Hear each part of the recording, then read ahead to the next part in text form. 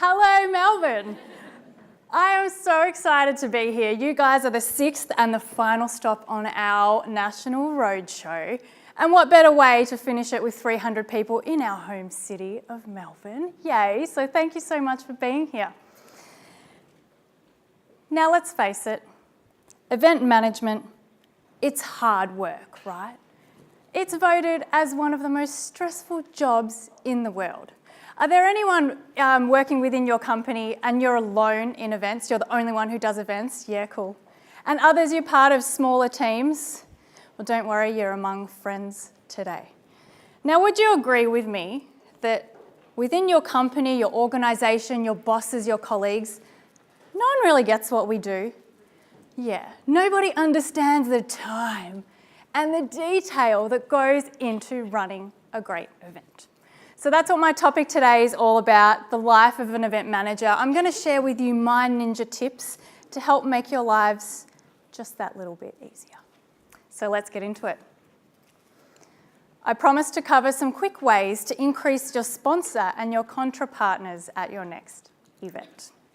So what are some quick ways to do this? Coming up with a really big list of potential sponsors that we can approach for our events. And we can do this by asking two simple questions. Number one, who's going to be in the room at our event? Now, what I want you to do is get really detailed. I want you to think about the types of industries, the types of companies, even the job roles that the people hold, who you want in the room at your event. Now, you might want to grab a bottle of wine and your team. I find this the best way to think of sponsor ideas and get brainstorming. Come up with a huge list. And then the second question you need to answer is who wants to sell to those people? So who wants to get their brand in front of the people in your room? So think about today, right? You all plan events. Who wants to get their brand in front of people who plan events? People who create name badges, people who create lanyards. This gorgeous venue that we're in right now. People who create banners, who do event photography and videography. They'd all love to get their brand in front of you. And the ideas are endless. Every event I go to, I drive my husband crazy because I'm always snapping away looking at the sponsorship opportunities and going, oh, how did they do that sponsorship? That's a great idea. So thinking outside the box, I was watching the NBA finals recently, go Golden State Warriors. And up on the ad pops a jewellery commercial. I'm like, that's a bit strange, right? NBA jewellery. But these guys are the official jewellery partner for this NBA team and they create the NBA pins. And I'm like, oh, that's very clever. Those floor seats at the basketball, $20,000 upwards. So they've got high income earners watching their advertisements. So when they get engaged, when a special occasion comes up, where are they going to buy jewellery from? That's where I got the idea for our event t-shirts, and don't worry, there's more to give away. I thought at the basketball, right, they were throwing these t-shirts out into the audience. I'm like, wouldn't it be cool if we had t-shirts at the best event ever? So I called up my friends at Signal Events and I said, hey, we're going to have a room full of event planners. Would you like to sponsor our t-shirts? They're like, yes, we would. So how do we do this? How do we get people to partner with us? How do we get people to sponsor our events? We need a partnership proposal. We just can't go, hey, I want to partner with you. You need to tell me what you want, especially for charity events, especially if you're asking for things. What do you need in there? You need information about your event. So venue, date, time, and the why. Why are you holding it? Now, I'm also going to be sharing my slides with you guys as well, so you'll get a PDF of all of my slides. So feel free to take photos and jot things down, but we'll be sending this out to you this afternoon. You then want a proposed partnership. So you need to tell people what you want from them really clearly, and then tell them what they're going to get in exchange for giving you what you want. You need to get really detailed about the audience. So this is where that wine and the brainstorming comes in, a whole page. A dot points about who's going to be in the room, because this is why people will partner with you. It's because of the audience, and this is the most important part. Do you have testimonials from past events? And if not, don't worry, you can build them up over time. And then, of course, finish off with your contact details. Now I want to take you through a sponsorship document that increased sponsorship on this conference by $132,000. Now we won the contract to manage Locate. In the past, they had the general sponsorship packages, yeah? Gold, silver, bronze, and then it went into exhibition booths. So we looked at this and we're like, what can we do better? And it was this document, and I'll talk you through what we did, that increased that sponsorship. So there was a networking hub, right? So where catering is served. So let's sponsor that. So we added some new packages and we spoke to our friends at ExpoNet, and they gave us these beautiful renders, images that we could include in our document. So not only were we dot pointing what people got, but you were also visualising what your sponsor area could look like. So we took it a step further and we created a theatre sponsorship with an image again. And of course a pop-up cafe, because Melburnians love coffee. These were all in excess of $20,000 and they sold within the first week because there's only one of them. We then ran into the normal gold, silver, bronze.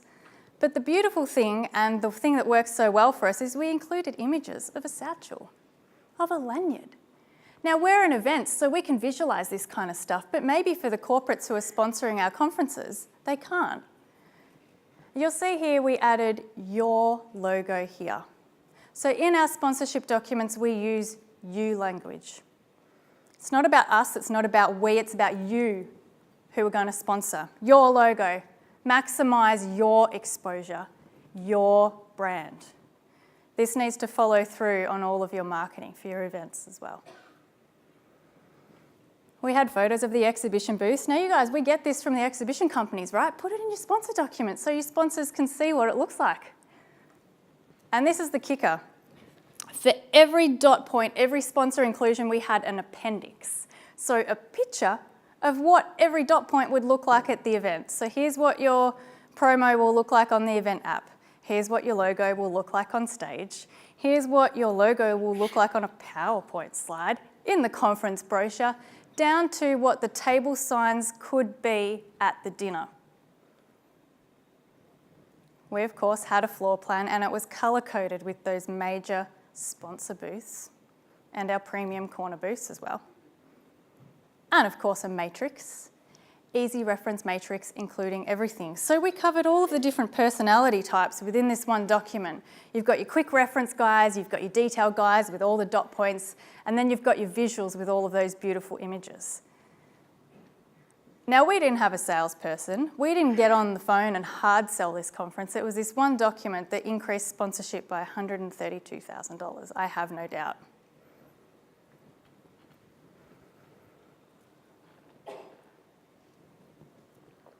So you made a mistake. How do we recover with grace and elegance? This was one of my all-time disaster mistakes. This was for our book launch of the best event ever. We had these gorgeous double-sided postcards made up. We hand wrote them on hot pink envelopes, of course, and we sent them out to 300 people who were attending just to say, we look forward to seeing you. And then my phone rings. And they say, Kim, I just got your postcard. Do you realise the event says June, not October? I was mortified. Here I was running an event about how to run events, and we make a mistake like that. All four of our team, we'd proofed this, but you know what? That's a beautiful thing about events, is that humans are involved. We can't be replaced by automatic checkout machines. And when there's humans involved, mistakes happen. So what did I do? I wrote the email of my life. My subject was, I have a confession. And I appealed to the human in my guests, and I said, look, I've made a mistake, and I just asked for their compassion.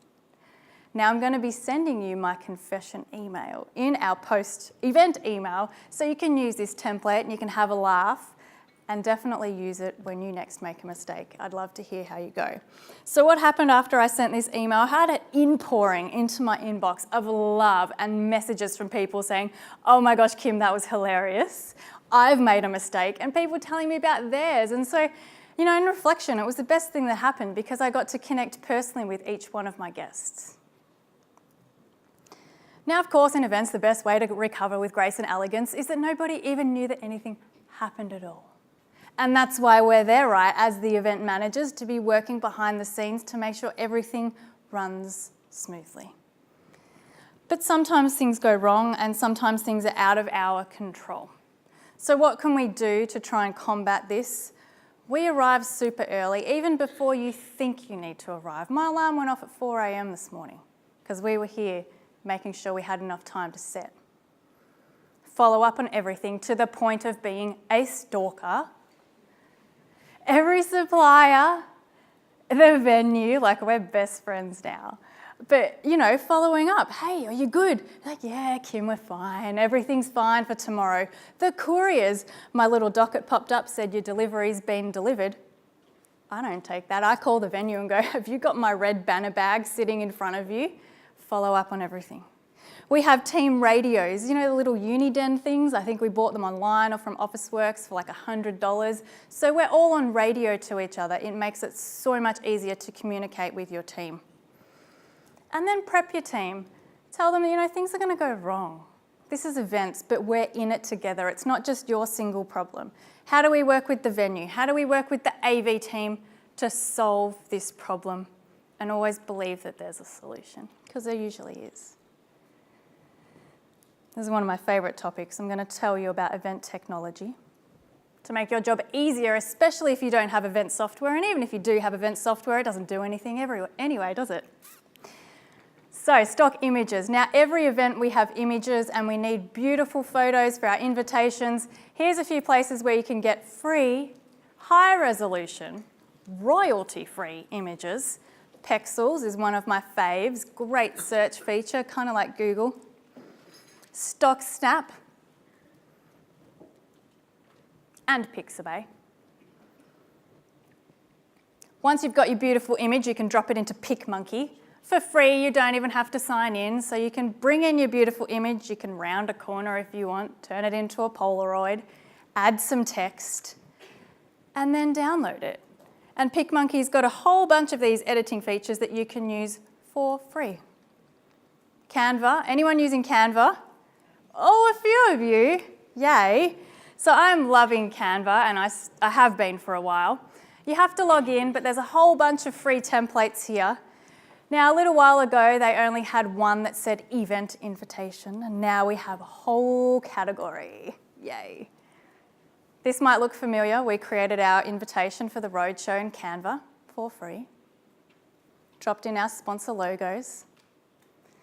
Now, this is a good example here. Our event manager, Nicole, who you may have met at registration, she's managing the Council of Ambulance Authorities conference at the moment. And she had 25 speaker images to load up onto the conference website. Now you'll see down the left-hand side, you know how you get speaker images and they're all different sizes?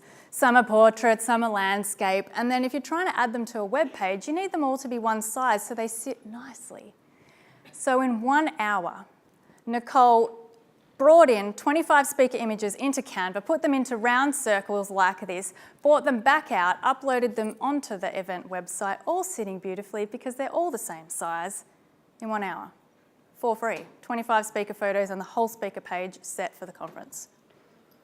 You can also do social media, tiles, and then the thing I love is you can download it, but they have a print download with 5mm crop and trim marks that you can send straight to the printer.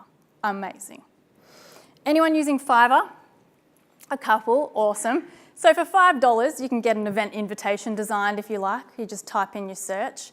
One of our guests who attended our Adelaide event, she needed a map done to tell people how to drive from the city out to their conference. She jumped onto Fiverr, emailed me the next day, goes, Kim, I got this map done for $5 in a day. We had this event banner done for $5 on Fiverr. Swiftly. So have you ever had a design job or something come back from your designer and there's been a mistake in it or a typo? So upload it to Swiftly. In 1 hour for $19, their designers will fix that for you and you'll have it back straight away. Zapier. I am loving on Zapier at the moment. Anyone using Zapier? Oh, a few less exciting. So Zapier, today you all registered using Eventbrite, right? We had Zapier sitting in the middle, and Zapier zapped your details out of Eventbrite and then back up into our CRM system, so you got automatic confirmation emails from us. Zapier hooks into things like MailChimp and a whole bunch of other platforms, so definitely check this out. Oh, and it's for free. So that all happened automatically for free, no data entry. I was talking to a guest who was at our Hobart event, and she uses Eventbrite. She's like, oh, Kim, I love Eventbrite because I can download my guest list, and whenever I need an update, I just download it. I'm like, no. Eventbrite, Zapier, and then zap your contact automatically into a shared Google spreadsheet. You don't even have to download that spreadsheet. That's live and automatic for you anytime you want. And it's all for free. Let me talk to you about Google automation as well. So this is an online form we had for you to submit panel questions, but the beautiful thing I love about Google Forms is that for events, there's an upload feature where people can upload an image or a file. So think about this for your conferences or events where you've got speaker images or sponsor logos. So as soon as a sponsor signs up, they can fill out this online form and upload their logo. That saves automatically to Google Drive. So no inboxes of sponsor logos, files saved to the server, then sending them to the designer. They're all saved on Google Drive. Just share it with your designer. Easy. Oh, and it creates a beautiful spreadsheet in the click of a button with all of your questions along the top as your headings.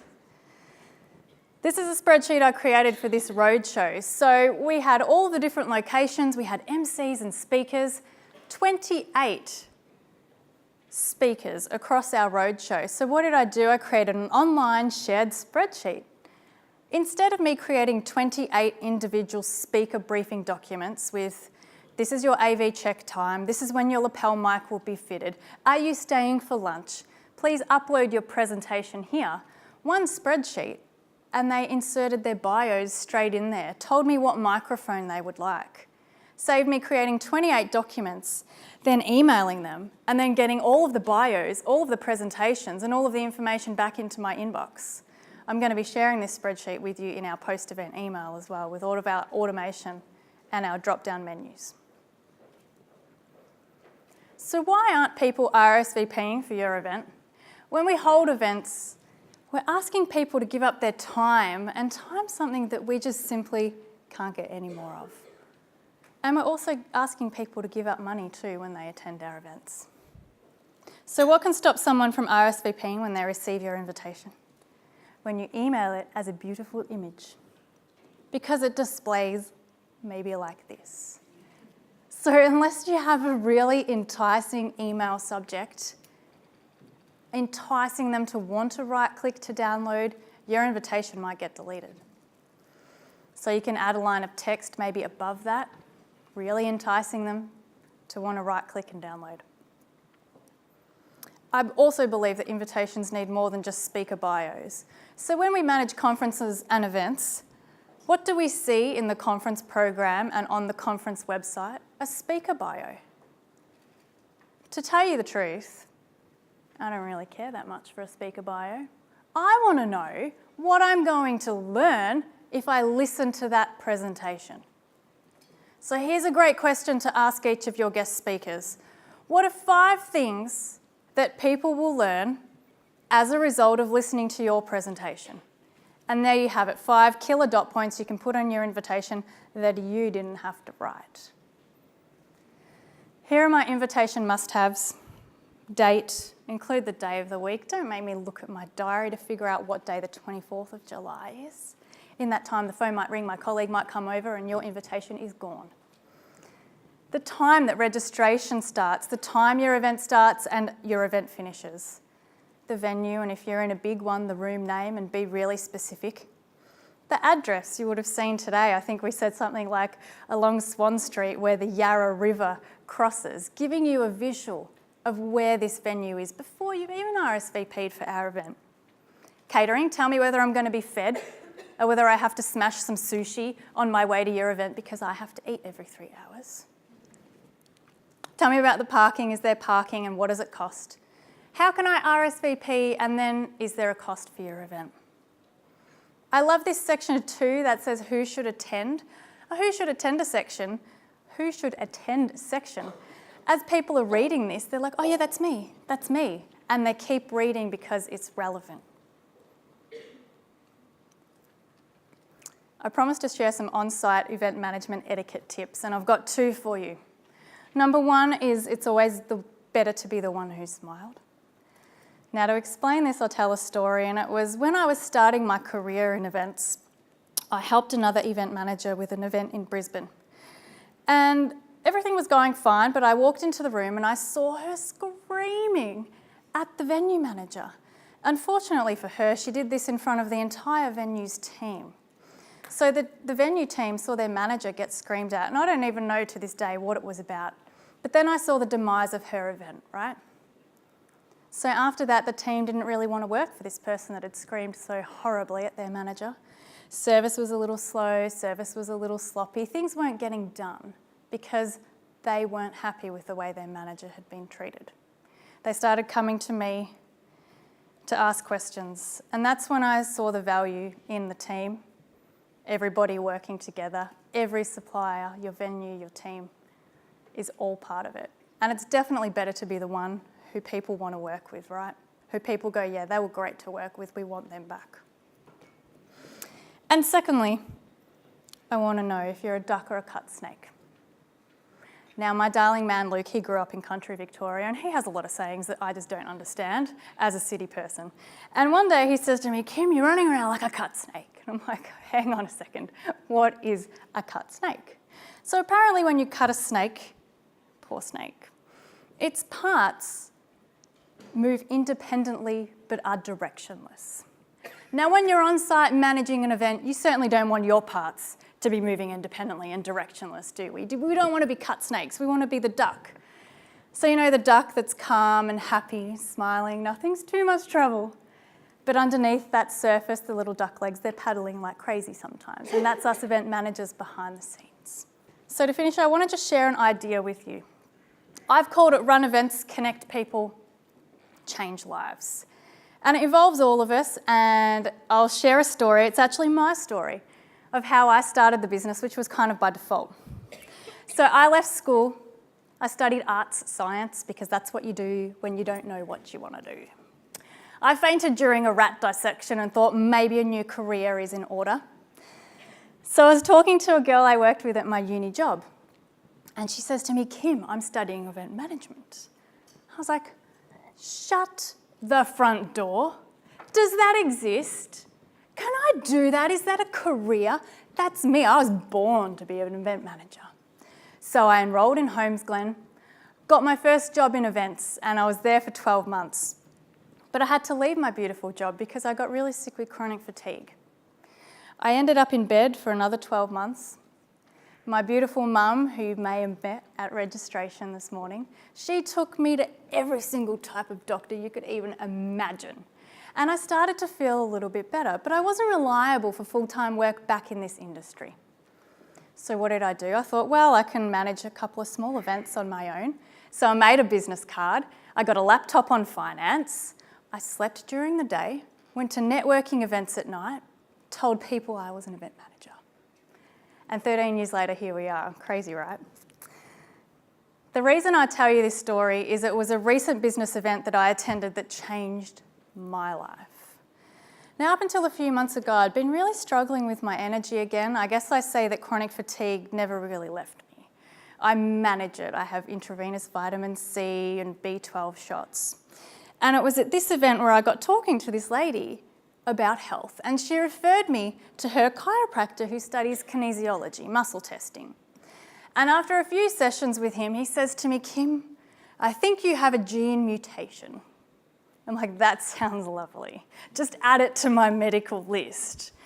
So I had a blood test and it came back saying that I have the MTHFR gene mutation. And what this means is that my body doesn't convert folic acid into a usable form.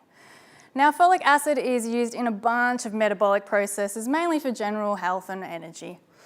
And this pretty much explained my entire medical history. So he gave me the converted form of folic acid, and within 3 days, I had my life back. By me attending that event and meeting that woman, it changed my life. Now, maybe you've got a story like this where a chance encounter at an event has changed your life. Maybe you've made a great business deal or met the love of your life.